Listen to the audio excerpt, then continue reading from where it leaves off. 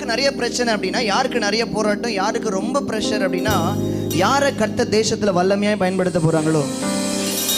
ஆமென். நான் எப்படி சொல்றேன், நீங்க எந்த அளவுக்கு நெருக்கப்படுறீங்களோ அந்த அளவுக்கு ஒரு பெருக்கத்தை பார்க்க போறீங்க. கையை தட்டணும். ஹல்லேலூயா.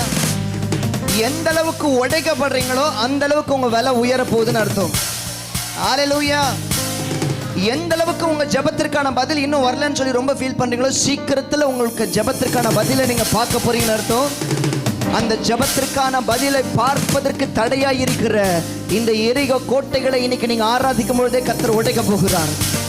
ஹல்லேலூயா. நல்ல கையை தட்டி நீங்க ஆராதிக்கும் பொழுதே சில தடைகள் உங்களுக்கு விரோதமாய் எழும்பி நிற்கிற சில எரிகோ கோட்டையின் தடைகள், கர்த்தருடைய ஆசீர்வாதத்தை பார்க்க முடியாதபடிக்கு தடை பண்ணுகிற சில தடைகளை, ஆமென், கர்த்தருடைய கரம் உடைக்க ஆரம்பிக்கிறது.